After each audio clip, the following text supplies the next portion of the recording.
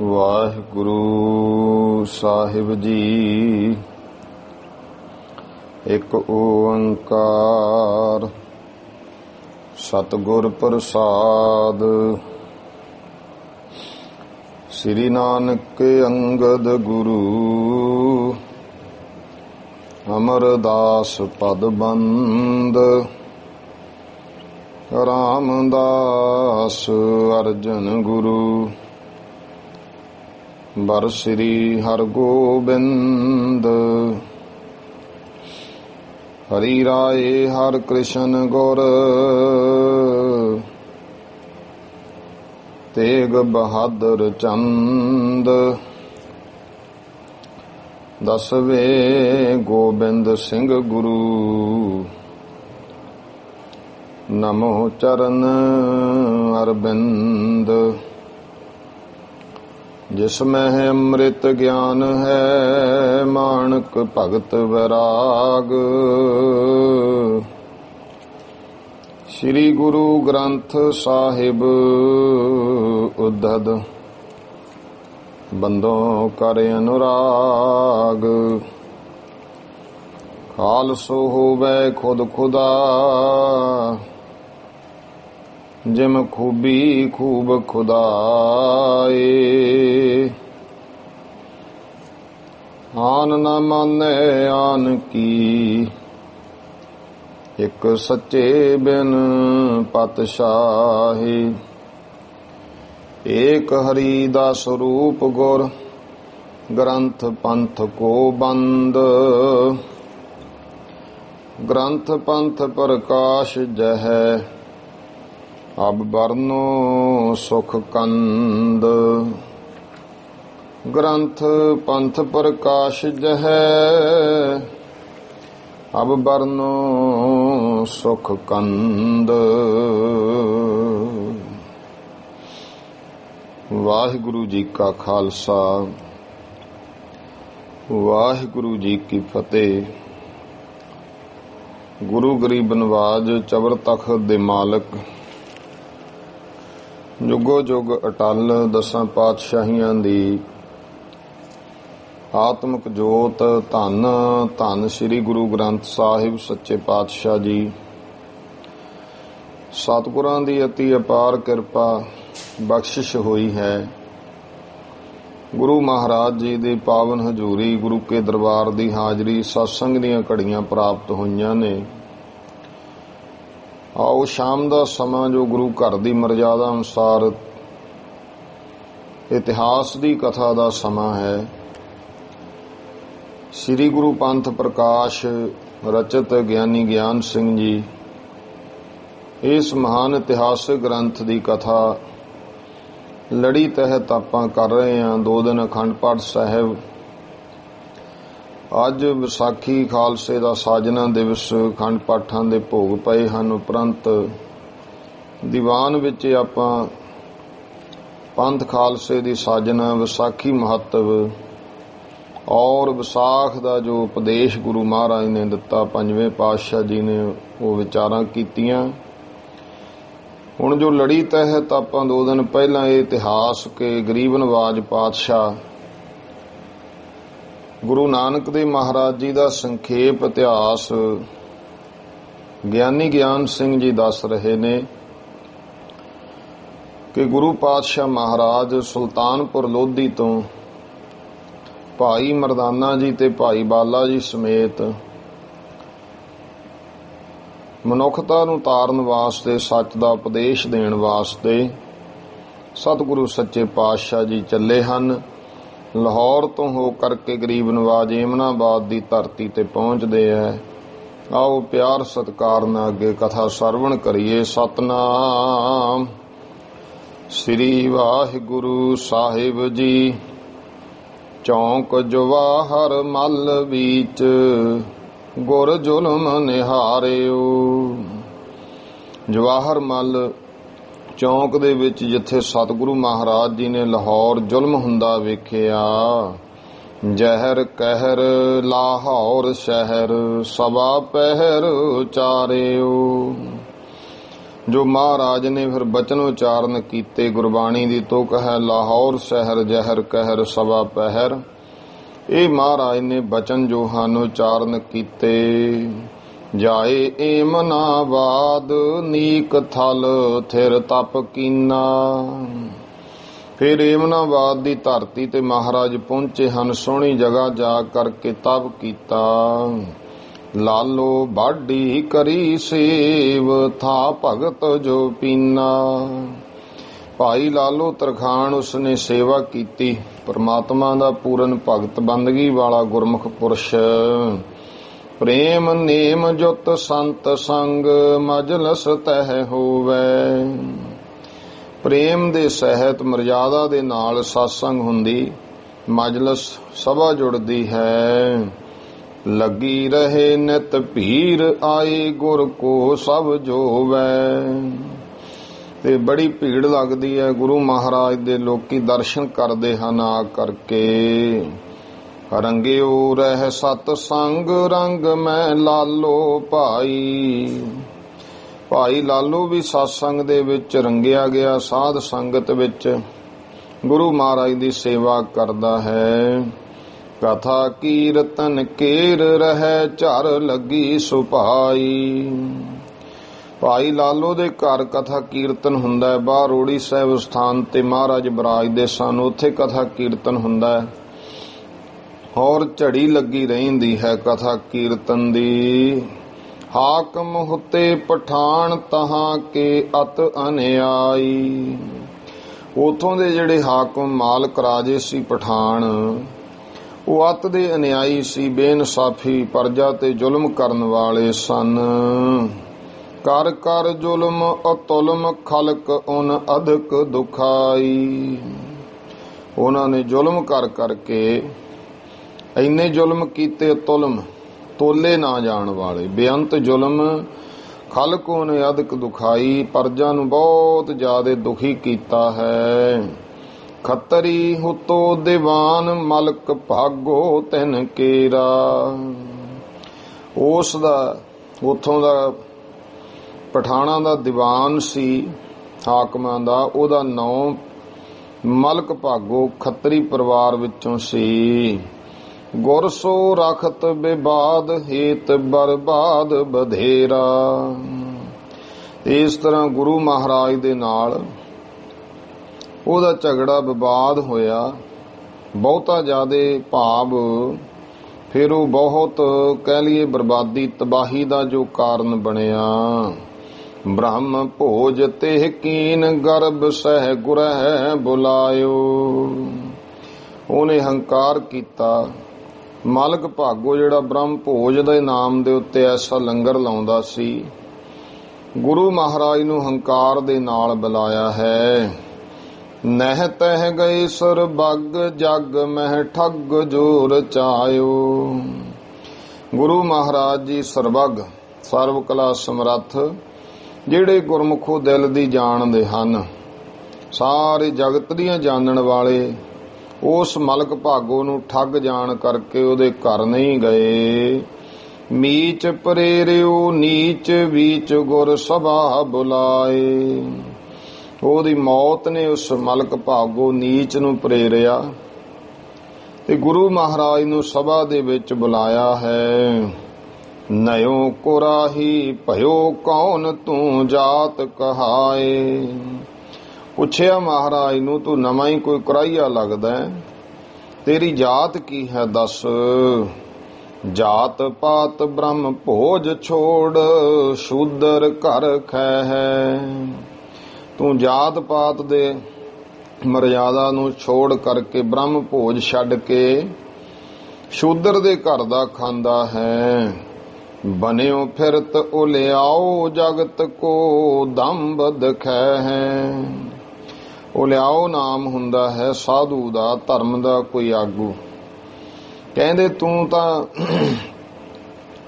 ਜਿਹੜਾ ਹੈ ਧਰਮ ਦਾ ਆਗੂ ਬਣਿਆ ਫਿਰਦਾ, ਫਕੀਰ ਬਣਿਆ ਹੈ, ਇਹ ਤਾਂ ਤੂੰ ਜਗਤ ਨੂੰ ਪਖੰਡ ਦਿਖਾ ਰਿਹਾ ਹੈ। ਜੈ ਸੁਨ ਪੁਨ ਗੁਰ ਗਰਭ ਤਾਹੇ ਕਾ ਸਰਬ ਹਰਨ ਹਿਤ। ਤਾਂ ਸ੍ਰੀ ਗੁਰੂ ਨਾਨਕ ਦੇਵ ਮਹਾਰਾਜ ਜੀ ਨੇ ਜੋ ਉਹਦਾ ਗਰਭ ਜਿਹੜਾ ਸੀ, ਹੰਕਾਰ ਜਿਹੜਾ ਸੀ, ਸਾਰਾ ਦੂਰ ਕਰਨ ਵਾਸਤੇ ਕਹਿਓ ਤੁਮਾਰ ਹਮਾਰ ਨਹਿ ਵਿਵਹਾਰ ਕਛੂ ਕਿਤ। ਮਹਾਰਾਜ ਕਹਿਣ ਲੱਗੇ ਮਲਕ ਭਾਗੋ ਤੂੰ ਸਾਡੇ ਤੇ ਕਾਹਦਾ ਜ਼ੋਰ ਦਿਖਾਉਣਾ ਹੈ? ਭਲਾ ਦੱਸ ਤੇਰਾ ਤੇ ਮੇਰਾ ਕੀ ਕੋਈ ਲੈਣ ਦੇਣ ਹੈ? ਕਿਤੇ ਕੁਛ ਵੀ ਨਹੀਂ ਹੈ। ਨਾਹੇ ਵਿਵਹਾਰ ਕਛੂ ਕਿਤ, ਤੇਰੇ ਨਾਲ ਕੋਈ ਮੇਰਾ ਲੈਣ ਦੇਣ ਨਹੀਂ। ਇਸ ਕਰਕੇ ਮਹਾਰਾਜ ਕਹਿਣ ਲੱਗੇ ਤੂੰ ਭਲਾ ਸਾਡੇ ਨਾਲ ਕਿਉਂ ਇਸ ਤਰ੍ਹਾਂ ਨਾ ਗਰਭ ਹੰਕਾਰ ਨਾਲ ਇਹੋ ਜਿਹੇ ਬੋਲ ਬੋਲਦਾ ਹੈ? ਚੌਪਈ ਤੁਮਰਾ ਖਾਨਾ ਖੂਨ ਆਲੂਦਾ। ਤੇ ਮਹਾਰਾਜ ਨੇ ਦੱਸਤਾ ਮਲਕ ਭਾਗੋ ਤੇਰਾ ਜਿਹੜਾ ਖਾਣਾ ਹੈ ਉਹ ਤੇ ਖੂਨ ਨਾਲ ਲਿਬੜਿਆ ਹੋਇਆ ਹੈ। ਲਾਲੋ ਕੀ ਰੋਟੀ ਸਮ ਦੁੱਧਾ, ਤੇ ਭਾਈ ਲਾਲੋ ਦੀ ਜਿਹੜੀ ਰੋਟੀ ਹੈ ਉਹ ਦੁੱਧ ਦੇ ਸਮਾਨ ਹੈ। ਗਰੀਬ ਨਵਾਜ ਪਾਤਸ਼ਾਹ ਨੇ ਇੱਥੇ ਇੱਕ ਲਿਖਤ ਵਿੱਚ ਆਉਂਦਾ ਹੈ ਛਾਪੇ ਦੇ ਵਿੱਚ, ਸਤਿਗੁਰੂ ਸੱਚੇ ਪਾਤਸ਼ਾਹ ਮਹਾਰਾਜ ਨੂੰ ਜਦੋਂ ਕਿਹਾ ਗੁਰ ਕੋ ਤਾਹੇ ਬੁਲਾਏ ਕੋਪ ਧਾਰਿਆ ਸੇ ਭਾਖਾ, ਸ਼ੂਦਰ ਕੋ ਘਰ ਸ਼ਕਤ ਦੋਸ਼ ਹਮ ਪਰ ਕਿਆ ਰਾਖਾ। ਭਲਾ ਸਾਡੇ ਵਿੱਚ ਦੱਸ ਕੀ ਦੋਸ਼ ਹੈ ਜਿਹੜਾ ਤੂੰ ਸ਼ੂਦਰ ਦੇ ਘਰ ਦਾ ਖਾਂਦਾ ਹੈ? ਇਸ ਤਰ੍ਹਾਂ ਸਤਿਗੁਰੂ ਸੱਚੇ ਪਾਤਸ਼ਾਹ ਮਹਾਰਾਜ ਨੂੰ ਕਹਿੰਦਾ ਬੋਲੇ ਗੁਰ ਤੈਂ ਜੋਰ ਜ਼ੁਲਮ ਕਰ ਜਮਾ ਕਰਿਓ ਧਨ। ਮਹਾਰਾਜ ਕਹਿਣ ਲੱਗੇ ਐ ਮਲਕ ਭਾਗੋ ਤੂੰ ਜੋਰ ਜ਼ੁਲਮ ਕਰਕੇ ਪਾਪ ਕਰਕੇ ਧਨ ਇਕੱਠਾ ਕੀਤਾ ਹੈ। ਨਹਿ ਸੰਤਨ ਕੇ ਭੋਗ ਜੋਗ ਇਹ ਰਕਤ ਤੌਰ ਅਨ। ਇਹ ਜਿਹੜਾ ਤੇਰਾ ਭੋਜ ਹੈ ਨਾ ਇਹ ਸੰਤ ਪੁਰਸ਼ਾਂ ਦੇ ਕੋਈ ਜੋਗ ਨਹੀਂ ਹੈ, ਤੇਰਾ ਤੇ ਖੂਨ ਇਕੱਠਾ ਕੀਤਾ ਹੋਇਆ ਹੈ। ਧਰਮ ਕ੍ਰਿਤ ਕਾ ਅੰਨ ਦੂਧ ਸਮ ਜਾਨ ਛਕੈ ਹੈ। ਇਹ ਜਿਹੜਾ ਧਰਮ ਦੀ ਕਿਰਤ ਦਾ ਅੰਨ ਪਾਣੀ ਹੈ ਉਹ ਸਾਹਿਬ ਕਹਿੰਦੇ ਮੈਂ ਤਾਂ ਮਲਕ ਭਾਗੋ ਦੁੱਧ ਸਮਾਨ ਜਾਣ ਕੇ ਛਕਦਾ ਹਾਂ। ਸੁਨ ਭਾਗੋ ਕਰ ਕੋਪ ਕਹਿਓ ਇਹੋ ਦੇਹੋ ਦਿਖੈ ਹੈ। ਤਾਂ ਸੁਣ ਕੇ ਮਲਕ ਭਾਗੋ ਕਹਿੰਦਾ ਦਿਖਾਓ ਮੇਰੇ ਭੋਜਨ ਵਿੱਚ ਕਿੱਥੇ ਖੂਨ ਹੈ। ਤਿਸ ਕਾਲੈ ਗੁਰ ਪੂਪ ਲਾਲੁਕਾ ਟੁਕੜਾ ਗਏ ਹੈ।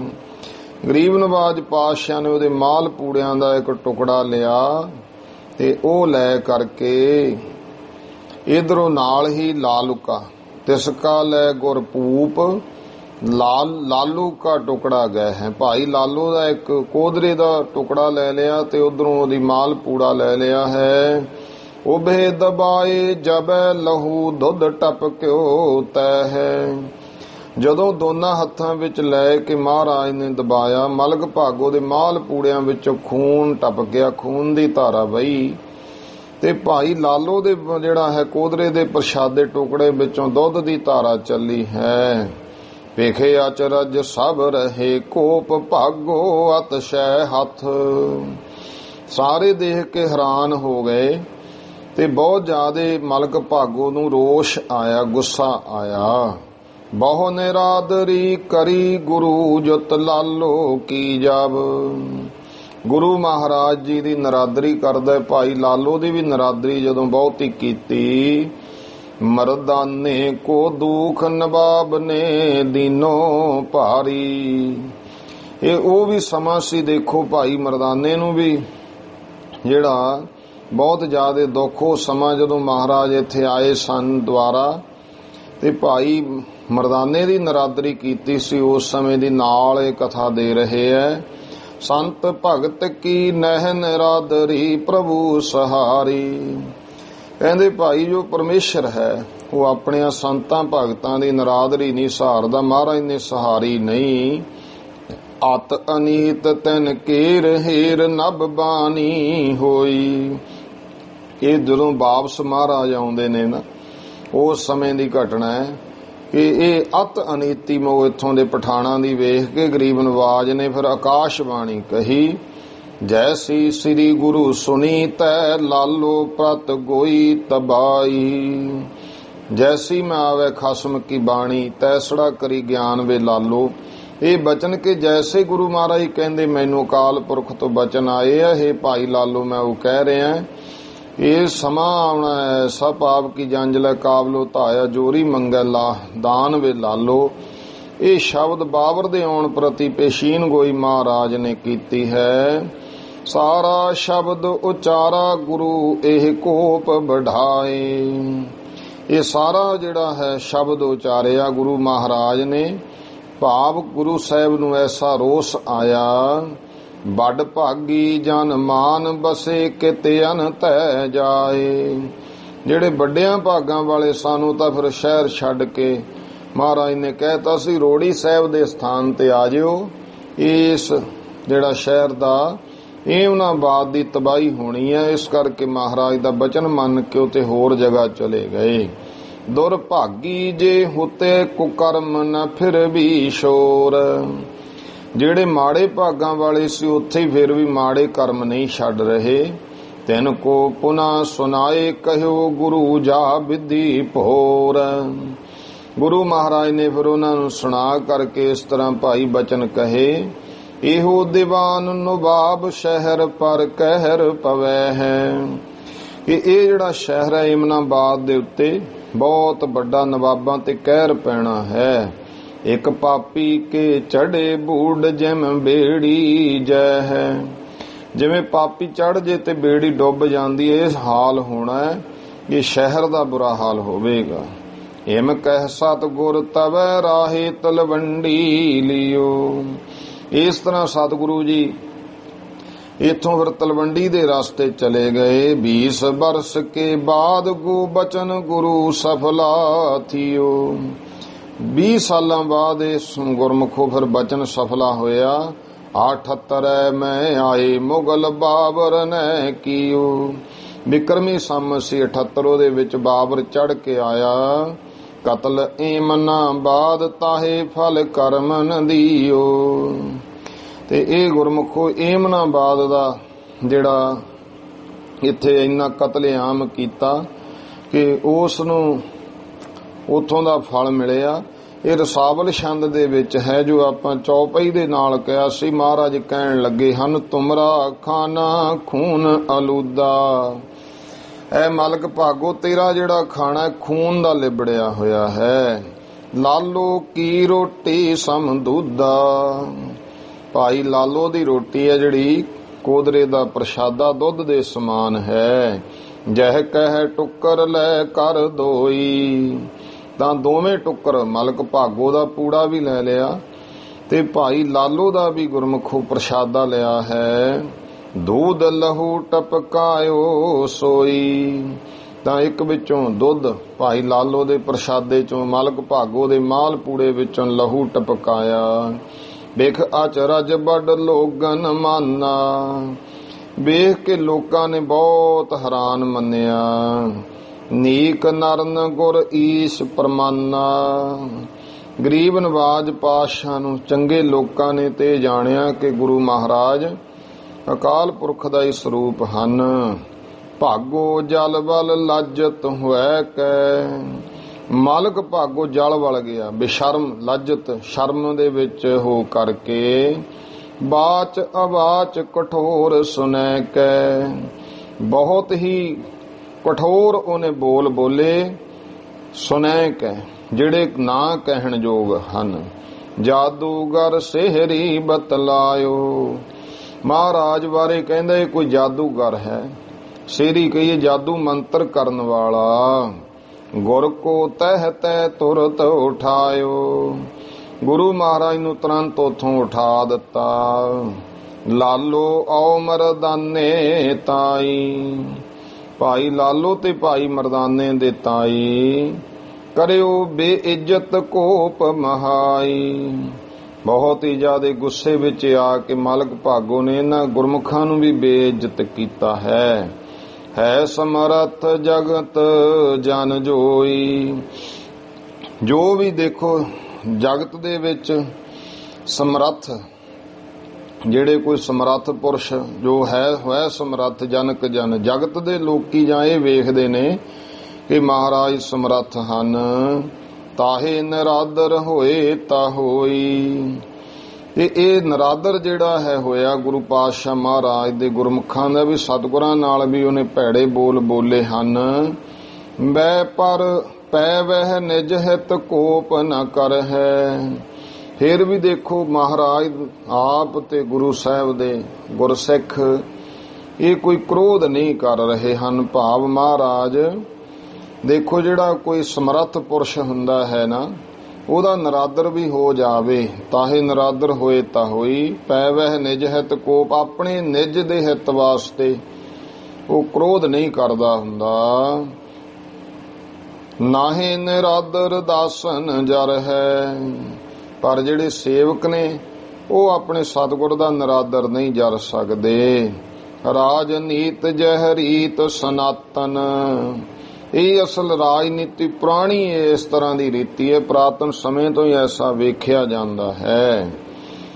ਸਹੀ ਸਿਆਣੇ ਕਹਿਤ ਪੁਰਾਤਨ, ਸਿਆਣੇ ਪੁਰਸ਼ ਜਿਹੜੇ ਆ ਪੁਰਾਤਨ ਸਮੇਂ ਤੋਂ ਹੀ ਐਸਾ ਕਹਿੰਦੇ ਹਨ। ਜਿਉ ਰਘੁਪਤ ਭ੍ਰਿਗਪਤ ਕੀ ਸਹੀ, ਜਿਵੇਂ ਰਘੁਪਤ ਰਾਮਚੰਦਰ ਜੀ ਨੇ ਪਰਸਰਾਮ ਦੀ ਗੱਲ ਨੂੰ ਸਿਹਾ। ਬਹੁਤ ਨ ਆਗੇ ਤੇ ਕੁਛ ਕਹੀ, ਮੂਹਰਿਓਂ ਅੱਗਿਓਂ ਕੁਛ ਨਹੀਂ ਕਿਹਾ ਪਰਸਰਾਮ ਨੂੰ, ਭਗਵਾਨ ਰਾਮ ਨੇ ਨਹੀਂ ਕੁਛ ਕਿਹਾ। ਪੈ ਜਬ ਉਨ ਸੰਗੀ ਡਰ ਪਾਏ, ਪਰ ਜਦੋਂ ਉਹਨਾਂ ਦੇ ਸੰਗੀਆਂ ਨੇ ਐਸਾ ਡਰ ਪਾਇਆ ਨਾ, ਜਾਂ ਕਹੀਏ ਭਗਵਾਨ ਰਾਮ ਦੇ ਸੰਗੀਆਂ ਨੂੰ ਡਰਾਉਣ ਲੱਗਿਆ, ਤਬ ਸਕੋਪ ਤੇ ਓਪ ਘਟਾਏ, ਤਾਂ ਭਾਈ ਸਹਿਤ ਕੋਪ ਗੁੱਸੇ ਸਹਿਤ ਉਹਦੀ ਸ਼ਕਤੀ ਉਹਦੀ ਉਪਮਾ ਮਹਿਮਾ ਨੂੰ ਘਟਾ ਦਿੱਤਾ। ਛੀਨ ਕੁਵੰਡ ਦੀਨ ਬਨਵਾਸੂ, ਤੇ ਐਸਾ ਦੇਖੋ ਮਹਾਰਾਜ ਦੇ ਗੁਰੂ ਨਾਨਕ ਦੇ ਪਾਤਸ਼ਾਹ ਦੀ ਬਾਤ ਬਾਰੇ ਦੱਸ ਰਹੇ ਕਿ ਪੁਰਾਤਨ ਸਮੇਂ ਤੋਂ ਹੀ ਐਸਾ ਹੁੰਦਾ ਆਇਆ ਹੈ ਕਿ ਭਗਵਾਨ ਰਾਮ ਦੇਖੋ ਧਨ ਸ਼ਬਾਨ ਛੱਡ ਕਰਕੇ ਬਨਵਾਸ ਵਿੱਚ ਚਲੇ ਗਏ। ਅਜੋ ਨਾ ਅਯੋ ਗਇਓ ਧਰ ਤਰਾਸੂ, ਅਜੋ ਨਾ ਅਯੋ ਗਇਓ ਧਰ ਤਰਾਸੂ, ਮਨ ਵਿੱਚ ਡਰ ਧਾਰ ਕੇ ਅਜੇ ਵੀ ਸਤਿਗੁਰੂ ਪਾਤਸ਼ਾਹ ਮਹਾਰਾਜ ਨਾਲ ਜਿਵੇਂ ਇਸ ਨੇ ਕੀਤੀ ਹੈ ਮਾਲਕ ਭਾਗੋ ਨੇ, ਤੇ ਸਤਿਗੁਰੂ ਸੱਚੇ ਪਾਤਸ਼ਾਹ ਨੇ ਕੋਈ ਐਸੇ ਬਚਨ, ਕੋਈ ਗੁੱਸਾ, ਕੋਈ ਕ੍ਰੋਧ ਨਹੀਂ ਕੀਤਾ। ਪਰ ਜਦੋਂ ਗੁਰਮੁਖੋ ਜਿਹੜੇ ਸੇਵਕਾਂ ਦਾ ਦੇਖੋ ਮਹਾਰਾਜ ਨਿਜ ਦੇ ਉੱਤੇ ਕੁਝ ਵੀ ਬੋਲੇ, ਗੁਰੂ ਸਾਹਿਬ ਨੇ ਨਹੀਂ ਕਿਹਾ, ਪਰ ਆਪਣੇ ਸੇਵਕਾਂ ਦਾ ਨਰਾਦਰ ਹੋਇਆ, ਉਸ ਸਮੇਂ ਫਿਰ ਮਹਾਰਾਜ ਨੇ ਐਸੇ ਬਚਨ ਕਹੇ। ਉਹ ਵੀ ਦੱਸਿਆ ਕਿ ਕੋਈ ਸਮਾਂ ਸੀ ਪਰਸਰਾਮ ਨੇ ਭਗਵਾਨ ਰਾਮਚੰਦਰ ਜੀ ਨੂੰ ਕੁਝ ਕਿਹਾ ਤੇ ਨਹੀਂ ਸਿਆ, ਉਹਨਾਂ ਕਿਹਾ ਬਨਵਾਸ ਤੱਕ ਚਲੇ ਗਏ। ਲੇਕਿਨ ਜਿਹੜੇ ਭਾਈ ਜਦੋਂ ਆਪਣੇ ਪਿਆਰੇ ਕਿਸੇ ਆਪਣੇ ਸਿੱਖ ਦੀ ਆਪਣੇ ਜਾਂ ਕਿਸੇ ਸੇਵਕ ਦੀ ਨਰਾਦਰੀ ਹੈ ਉਹ ਨਹੀਂ ਛੱਡ ਸਕਦੇ ਹਨ। ਅਜੋ ਨਾ ਅਯੋ ਗਇਓ ਧਰ ਤਰਾਸੂ, ਉਹ ਨਹੀਂ ਆਏ, ਮਨ ਵਿੱਚ ਡਰ ਧਾਰ ਕਰਕੇ ਉਹਨਾਂ ਭੀਲਣੀ ਕੀ ਜਸ ਕਥਾ। ਫਿਰ ਵੇਖੋ ਜਿਹੜੀ ਭੀਲਣੀ ਦੀ ਕਥਾ ਹੈ ਉਹ ਵੀ ਆਪ ਜਾਣਦੇ ਹੋ। ਰਿਖ ਮਤੰਗ ਥੀ ਕੀਨੀ ਜਥਾ, ਜਿਵੇਂ ਰਿਸ਼ੀਆਂ ਨੇ ਉਹਦੀ ਨਰਾਦਰੀ ਕੀਤੀ ਹੈ ਉਹਦੇ ਬਾਰੇ। ਹਦਕ ਆਪ ਤੇ ਦਾਸ ਵਡਾਈ, ਆਪਣੇ ਸੇਵਕ ਦੀ ਆਪਣੇ ਨਾਲੋਂ ਵੀ ਭਗਵਾਨ ਨੇ ਜ਼ਿਆਦੇ ਵਡਿਆਈ ਦਿੱਤੀ। ਕਰਵਾਈ ਰਘੁਰਾਈ ਭਾਈ, ਭਗਵਾਨ ਰਾਮਚੰਦਰ ਜੀ ਨੂੰ ਇਹ ਗੱਲ ਭਾ ਗਈ। ਰਘੁਰਾਈ ਉਹਨਾਂ ਨੇ ਆਪਣੇ ਸੇਵਕ ਭੀਲਣੀ ਦੀ ਜਿਹੜੀ ਹੈ ਉਹ ਵਡਿਆਈ ਕਰਾਈ। ਤਿਉ ਭੀਖਮ ਕੀ ਬਾਤ ਰਖਾਈ, ਇਸੇ ਤਰ੍ਹਾਂ ਭੀਖਮ ਨੇ ਪਰਨ ਲਿਆ ਸੀ, ਭੀਸ਼ਮ ਪਿਤਾਮਾ ਨੇ ਉਹਦੀ ਬਾਤ ਨੂੰ ਰੱਖਿਆ ਕ੍ਰਿਸ਼ਨ ਜੀ ਨੇ। ਜਦ ਪਤੇ ਆਪਣੀ ਪੈਜ ਹਰਾਈ, ਇਸ ਕਰਕੇ ਕਿ ਪ੍ਰਤਿਗਿਆ ਕੀਤੀ ਸੀ ਮੈਂ ਜੰਗ ਦੇ ਵਿੱਚ ਸ਼ਸਤਰ ਨਹੀਂ ਪਕੜਾਂਗਾ। ਪਰ ਜਦੋਂ ਆਪਣੇ ਪਿਆਰਿਆਂ ਦੇ ਉੱਤੇ ਕੋਈ ਐਸਾ ਆਇਆ ਤਾਂ ਉਹ ਪ੍ਰਤਿਗਿਆ ਤੋੜ ਦਿੱਤੀ ਭਗਵਾਨ ਕ੍ਰਿਸ਼ਨ ਨੇ। ਉਸ ਸਮੇਂ ਉਹ ਆਪਣੀ ਕੀਤੀ ਹੋਈ ਪ੍ਰਤਿਗਿਆ ਜਿਹੜੀ ਹੈ ਉਹ ਛੱਡ ਦਿੱਤੀ। ਦਰਜੋਦਨ ਤੈ ਸਹਿਓ ਨਿਰਾਦਰ, ਆਪਣਾ ਨਰਾਦਰ ਸਹਿ ਲਿਆ ਦੁਰਜੋਧਨ ਤੋਂ। ਕ੍ਰਿਸ਼ਨ ਭਗਵਾਨ ਦਾ ਨਰਾਦਰ ਕੀਤਾ, ਉਸ ਸਮੇਂ ਨਹੀਂ ਕੁਝ ਕਿਹਾ। ਲਾਜ ਦ੍ਰੋਪਦੀ ਰੱਖੀ ਕਾਦਰ, ਪਰ ਉਸ ਕ੍ਰਿਸ਼ਨ ਤਾਕਤਵਰ ਨੇ ਆਪਣੀ ਸੇਵਕ ਦਾ ਜਿਹੜੀ ਹੈ ਭਗਤਣੀ ਜਿਹੜੀ ਦ੍ਰੋਪਤਾ ਸੀ ਉਹਦੀ ਲਾਜ ਰੱਖੀ। ਨਹਿ ਪ੍ਰਹਿਲਾਦ ਕਾ ਦੁਖ ਸਹਾਰਿਓ। ਫਿਰ ਕਹਿੰਦੇ ਭਗਵਾਨ ਦੇਖੋ ਪ੍ਰਹਿਲਾਦ ਭਗਤ ਸੀ, ਉਹਦਾ ਦੁੱਖ ਆਇਆ ਤਾਂ ਸਹਾਰਿਆ ਨਹੀਂ ਭਗਵਾਨ ਨੇ। ਧਾਰਿਓ ਤਨ ਅਦਭੁਤ ਧਨ ਮਾਰਿਓ। ਤੇ ਐਸਾ ਅਦਭੁਤ ਸਰੀਰ ਨਰ ਸਿੰਘ ਦਾ ਧਾਰਨ ਕਰਕੇ ਉਸ ਦੈਂਤ ਨੂੰ ਹਰਨਾਕਸ਼ ਨੂੰ ਮਾਰਿਆ। ਨਾਮੇ ਹਿਤ ਨਿਜ ਦੇਵਲ ਫੇਰਿਓ। ਫਿਰ ਕਹਿੰਦੇ ਭਗਵਾਨ ਨਾਮਦੇਵ ਦੇ ਬਾਰੇ ਦੇਖ ਲਓ ਭਾਈ, ਉਹਨੇ ਆਪਣੇ ਹਿੱਤ ਵਾਸਤੇ, ਆਪਣੇ ਵਾਸਤੇ ਜਦੋਂ ਭਗਵਾਨ ਨਾਮਦੇਵ ਨੇ ਪ੍ਰਮਾਤਮਾ ਨੂੰ ਆਰਾਧਿਆ ਤਾਂ ਭਗਤ ਦੇ ਵਾਸਤੇ ਨਾਮੇ ਹਿਤ, ਨਾਮਦੇਵ ਦੇ ਵਾਸਤੇ ਆਪਣਾ ਨਿਜ ਦੇਵਲ, ਜਿਹੜਾ ਨਿਜ ਦਿਉਰਾ ਸੀ, ਉਹਨੂੰ ਫੇਰ ਦਿੱਤਾ। ਤੰਦੂਆ ਹਤਿਉ ਫੀਲ ਜਬ ਟੇਰਿਓ। ਰਾਵਤ ਹਾਥੀ ਨੂੰ ਤੰਦੂਏ ਨੇ ਫੜ ਲਿਆ। ਉਸ ਸਮੇਂ ਭਗਵਾਨ ਨੇ ਉਸ ਤੰਦੂਏ ਦੇ ਤੰਦ ਕੱਟੇ ਤੇ ਉਸ ਹਾਥੀ ਨੂੰ ਜਿਹੜਾ ਹੈ ਭਗਵਾਨ ਨੇ ਆਪ ਰੱਖਿਆ ਕੀਤੀ। ਤੋ ਇਸ ਤਰ੍ਹਾਂ ਭਗਵਾਨ ਦਾ ਜਿਹੜਾ ਹੈ ਪੁਰਾਤਨ ਸਮੇਂ ਤੋਂ ਦੱਸ ਰਹੇ ਹਨ ਕਿ ਦੇਖੋ ਐਰਾਪਤ ਹਾਥੀ ਨੇ ਜੋ ਅਕਾਲ ਪੁਰਖ ਪਰਮਾਤਮਾ ਨੂੰ ਯਾਦ ਕੀਤਾ ਕਿ ਹੇ ਭਗਵਾਨ ਮੇਰੇ ਤੰਦੂਏ ਨੇ ਮੈਨੂੰ ਤੰਦ ਫੜ ਲਿਓ। ਉਸ ਸਮੇਂ ਗੱਜ ਦੀ ਵੀ ਤਰਾਸ ਸੁਣ ਲਈ। ਵਾਹਿਗੁਰੂ ਪਰਮਾਤਮਾ ਨੇ ਹਾਥੀ ਦੀ ਅਰਦਾਸ ਸੁਣ ਲਈ। ਹਾਥੀ ਦੀ ਅਰਦਾਸ ਸੁਣ ਕੇ ਤੰਦੂਏ ਦੇ ਤੰਦ ਕੱਟ ਦਿੱਤੇ। ਸਾਚ ਸਾਖ ਜਹ ਵੇਦ ਉਚਰ ਹੈ। ਇਹ ਸਾਰੀਆਂ ਗਵਾਹੀਆਂ ਸੱਚ ਹੈ। ਵੇਦਾਂ ਆਦਿਕ ਵਿੱਚ ਵੀ ਗਿਆਨ ਗ੍ਰੰਥ ਸਾਰੇ ਉਚਾਰਦੇ ਹਨ। ਦਾਸਨ ਹਿਤ ਈਸ਼ਵਰ ਧਨ ਤਨ ਧਰ ਹੈ। ਆਪਣੇ ਸੇਵਕਾਂ ਵਾਸਤੇ, ਉਹਨਾਂ ਦੀ ਰੱਖਿਆ ਵਾਸਤੇ ਭਗਵਾਨ ਕੋਈ ਤਨ ਧਾਰ ਕੇ ਆਉਂਦਾ ਹੈ। ਇਹੀ ਸਾਖ ਦਸਮ ਗੁਰ ਕਹੀ।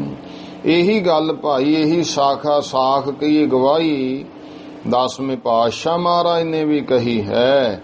ਵਿੱਚ ਚੌਪਈ ਪੇਖੋ ਸਹੀ।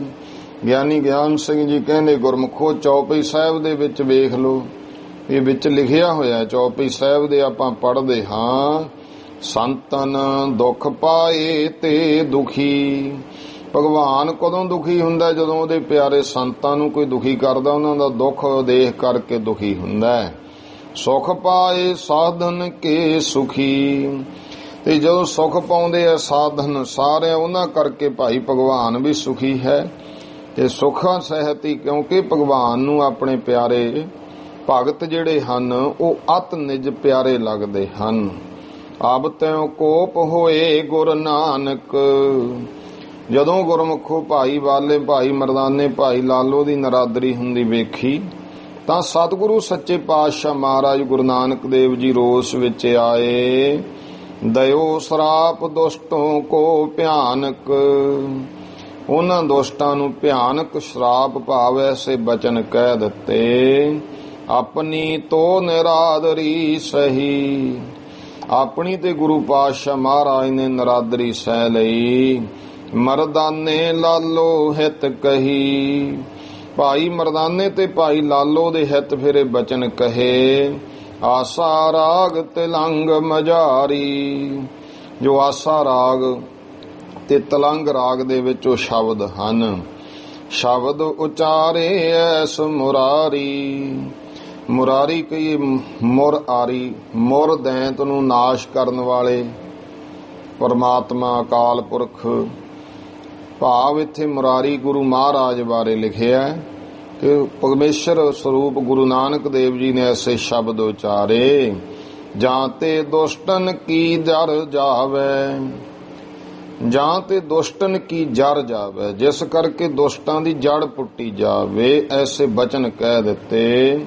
ਕੀਤੇ ਆਪਣੇ ਕਾ ਫਲ ਪਾਵੇ। ਜੋ ਆਪਣਾ ਕੀਤਾ ਉਹਦਾ ਫਲ ਆਪੇ ਪਾਉਣ। ਬਾਤ ਭਵਿਸ਼ਤ ਜੈ ਸੁਚਾਰੀ। ਤੋ ਜਿਵੇਂ ਭਾਈ ਆਉਣ ਵਾਲੇ ਭਵਿੱਖਤ ਕਾਲ ਦੇ ਬਚਨ, ਉਹ ਗੱਲ ਮਹਾਰਾਜ ਨੇ ਉਚਾਰਨ ਕੀਤੀ। ਤੈਸੀ ਭਈ ਗਈ ਨਹਿ ਆਰੀ। ਉਹ ਆਰੀ ਨਹੀਂ ਗਈ ਹੈ, ਖਾਲੀ ਨਹੀਂ ਗਈ ਹੈ, ਵਿਅਰਥ ਨਹੀਂ ਗਈ ਹੈ, ਉਸੇ ਤਰ੍ਹਾਂ ਹੋਇਆ। ਪੋਤ ਡੁੱਬਤ ਇੱਕ ਪਾਪੀ ਤੈ ਜਿਉ। ਜਿਵੇਂ ਪੋਤ ਬੇੜਾ ਜਹਾਜ਼ ਇੱਕ ਪਾਪੀ ਦੇ ਕਰਕੇ ਡੁੱਬ ਜਾਂਦਾ ਹੈ, ਬਾਦ ਏਮ ਨਾ ਹੋਏ ਉਹ ਸਤ ਤਿਉ, ਇਵੇਂ ਭਾਈ ਏਮਨਾ ਬਾਦ ਤੇ ਉੱਤੇ ਉਹ ਸੱਚ ਬਚਨ ਹੋਏ। 22 ਬਰਸ ਕਹੀ ਜੋ ਅਗਾਰੀ। ਹੁਣ ਇੱਥੇ ਆ ਗਿਆ ਕਿ 22 ਸਾਲ ਪਹਿਲਾਂ ਆਪਾਂ ਇੱਕ ਛਾਪੇ ਵਿੱਚ 20 ਸਾਲ ਆਉਂਦਾ, 22 ਸਾਲਾਂ ਬਾਅਦ ਜੋ 22 ਸਾਲ ਅੱਗੇ ਬਚਨ ਕਹੇ। ਬਾਬਰ ਆਏ ਕਰੀ ਵਹਿ ਸਾਰੀ, ਤੇ ਬਾਬਰ ਆਇਆ ਚੜ ਕੇ, ਉਹਨੇ ਸਾਰੀ ਗੱਲ ਸੱਚ ਕਰ ਦਿੱਤੀ। ਆਗੇ ਚੱਲ ਭਲ ਸਭ ਕਹਿ ਦੈ ਹੈ। ਕਹਿੰਦੇ ਉਹ ਗੱਲ ਭਾਈ ਅੱਗੇ ਚੱਲ ਕੇ ਗਿਆਨੀ ਗਿਆਨ ਸਿੰਘ ਜੀ ਕਹਿੰਦੇ ਗੁਰਮੁਖੋ ਸਾਰੀ ਕਹਿ ਦੇਨੇ ਹਾਂ। ਦੋਹਰਾ ਸ਼ਹਿਰ ਏਮਨਾ ਬਾਦ ਤੈ ਗੁਰੂ ਰਵਾਨੇ ਹੋਏ। ਫਿਰ ਏਮਨਾਬਾਦ ਸ਼ਹਿਰ ਤੋਂ ਚੱਲੇ, ਸਤਿਗੁਰੂ ਅੱਗੇ ਰਵਾਨਾ ਹੋਏ ਹਨ। ਜਾਏ ਅਨੰਤ ਤਾਰੇ ਜਿਤੇ ਗਨਕ ਸਕੇ ਕਰ ਕੋਏ। ਤੇ ਐਸੀਆਂ ਅਨੇਕਾਂ ਥਾਵਾਂ ਤੇ ਕਿੰਨਿਆਂ ਨੂੰ ਗੁਰੂ ਨਾਨਕ ਦੇਵ ਜੀ ਪਾਤਸ਼ਾਹ ਨੇ ਤਾਰਿਆ ਹੈ, ਉਹਨਾਂ ਨੂੰ ਭਲਾ ਗਿਣਤੀ ਕੌਣ ਕਰ ਸਕਦਾ ਹੈ। ਕਿਸੇ ਨੇ ਕਿਹਾ ਤਾਰੇ ਗਿਣੇ ਜਾਤ ਹੈ, ਨਾ ਤਾਰੇ ਗਿਣੇ ਜਾਤ ਹੈ। ਭਾਵ ਆਕਾਸ਼ ਦੇ ਤਾਰੇ ਤੇ ਗਿਣੇ ਜਾ ਸਕਦੇ ਐ। ਕੋਈ ਵਿਗਿਆਨੀ, ਕੋਈ ਵੱਡੀ ਬੁੱਧੀ ਵਾਲੇ ਵੱਡੇ ਲੋਕ ਗਿਣ ਸਕਦੇ ਨੇ, ਪਰ ਗੁਰੂ ਨਾਨਕ ਦੇਵ ਜੀ ਮਹਾਰਾਜ ਨੇ ਕਿੰਨਿਆਂ ਦਾ ਭਲਾ ਕੀਤਾ, ਕਿੰਨਿਆਂ ਨੂੰ ਤਾਰਿਆ, ਉਹਨਾਂ ਦੀ ਗਿਣਤੀ ਨਹੀਂ ਕੋਈ ਕਰ ਸਕਦਾ। ਤਲਵੰਡੀ ਮੈਂ ਜਾਏ ਪੁਨ ਨਿਜ ਸੰਬੰਧੀਆਂ ਤਾਏ। ਫਿਰ ਮਹਾਰਾਜ ਤਲਵੰਡੀ ਜਾ ਕੇ ਜਿਹੜੇ ਆਪਣੇ ਸੰਬੰਧੀ ਸਨ ਉਹਨਾਂ ਨੂੰ ਦੈ ਦਰਸ਼ਨ ਹਰਸਨ ਘਨੋ ਬਾਲਾ ਲਿਓ ਸੰਗਾਏ। ਦਰਸ਼ਨ ਦਿੱਤੇ, ਪ੍ਰਸੰਨ ਕੀਤਾ, ਔਰ ਭਾਈ ਬਾਲਾ ਜੀ ਨੂੰ ਨਾਲ ਲਿਆ ਹੈ। 1556 ਤਲਵੰਡੀ ਤੈ ਚੱਲ। 1556 ਬਿਕਰਮੀ ਸੰਮਤ ਦੇ ਵਿੱਚ ਗਰੀਬ ਨਵਾਜ ਪਾਤਸ਼ਾਹ ਜੀ ਤਲਵੰਡੀ ਆਪਣੇ ਨਗਰ ਤੋਂ ਚੱਲ ਕੇ ਹੁਜਰੇ ਸ਼ਾਹ ਮੁਕੀਮ ਜਾ ਗਾਇਓ ਸ਼ਬਦ ਅਚਲ। ਗਰੀਬ ਨਵਾਜ ਪਾਤਸ਼ਾਹ ਨੇ ਮੁਕੀਮ ਸ਼ਾਹ ਮਕਬਰਾ ਹੈ ਹੁਜਰੇ ਸ਼ਾਹ ਮੁਕੀਮ ਦਾ, ਉਸ ਮਕਬਰੇ ਦੇ ਕੋਲ ਜਾ ਕੇ ਭਾਈ ਸ਼ਬਦ ਉਚਾਰਿਆ ਹੈ। ਚੌਪਈ ਮੇਲਾ ਹੁਤੋ ਤਾਂ ਤਬ ਭਾਰੀ। ਉੱਥੇ ਇੱਕ ਬਹੁਤ ਵੱਡਾ ਮੇਲਾ ਲੱਗਦਾ ਸੀ। ਮਸਤ ਭਏ ਸੁਨ ਸਭ ਨਰ ਨਾਰੀ। ਤਾਂ ਜਿੰਨੇ ਮਾਈ ਭਾਈ ਇਹ ਸ਼ਬਦ ਮਹਾਰਾਜ ਨੇ ਜਦੋਂ ਉਚਾਰਿਆ, ਸਾਰੇ ਹੀ ਮਸਤ ਹੋ ਗਏ ਸੁਣ ਕੇ। ਦੇਹ ਗੇਹ ਸੋ ਨੇਹ ਭੁਲਾਨੇ। ਦੇਹ ਗੇਹ ਸਰੀਰ, ਗੇ ਨਾਮ ਘਰ, ਤੁਨੇ ਮੋਹ। ਜੋ ਸਰੀਰ ਦਾ ਤੇ ਘਰ ਦਾ ਮੋਹ ਹੈ ਉਹ ਸਾਰਾ ਹੀ ਭੁੱਲ ਗਏ ਸੁਣਨ ਵਾਲੇ। ਲਗਨ ਵਿੱਚ ਹੈ ਮਗਨ ਥਿਰਾਨੇ। ਐਨ ਟਿਕ ਕੇ ਬੈਠ ਗਏ, ਮਗਨ ਹੋ ਕੇ ਸੁਰਤੀ ਲੱਗ ਗਈ, ਲਗਨ ਲੱਗ ਗਈ। ਸੈਯਦ ਸ਼ਾਹ ਮੁਕੀਮ ਮੁਹੰਮਦ।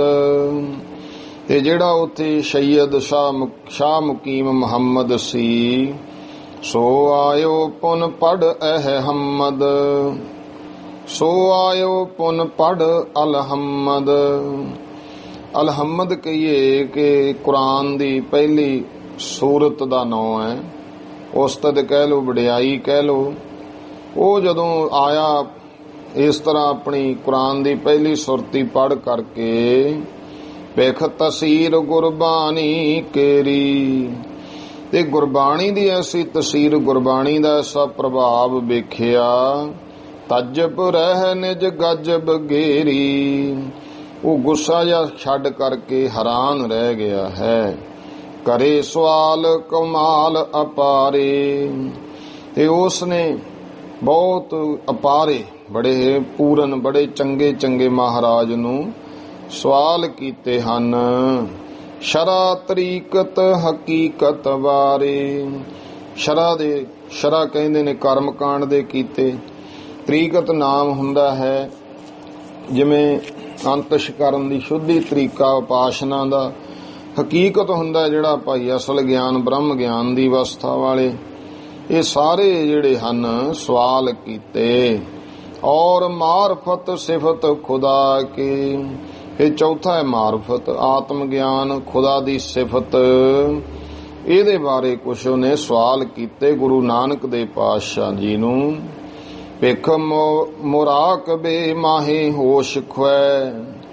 ਤਾਂ ਗਰੀਬ ਨਵਾਜ ਪਾਤਸ਼ਾਹ ਮਹਾਰਾਜ ਜੀ ਨੇ ਇਸ ਤਰ੍ਹਾਂ ਜਦੋਂ ਬਚਨ ਕਹੇ ਉੱਥੇ, ਭਿਖ ਮੁਰਾਕ ਬੇ ਮਾਹੇ ਹੋਸ਼ ਖੁਐ, ਸਮਾਧੀ ਜੀ ਭੁਲਾ ਕਰਕੇ ਹੋਸ਼ ਨੂੰ ਖੋ ਕੇ, ਜੋਸ਼ ਮਜਬ ਤਜ ਕਦਮ ਬੋਸ ਹੈ, ਤੇ ਆਪਣੇ ਮਜਬ ਦਾ ਜਿਹੜਾ ਜੋਸ਼ ਸੀ, ਹੱਠ ਸੀ, ਉਹ ਛੱਡ ਕੇ ਗੁਰੂ ਮਹਾਰਾਜ ਦੇ ਚਰਨਾਂ ਨੂੰ ਚੁੰਮਣ ਵਾਲਾ ਹੋ ਕੇ, ਚਰਨ ਕਦਮ ਬੋਸ ਹੋ ਕੇ, ਭਾਵ ਨਿਮਾਣਾ ਹੋ ਕੇ, ਮਾਨ ਸੁਭਾਵ ਅਦਾਬ ਗਹਿਓ ਕੈ।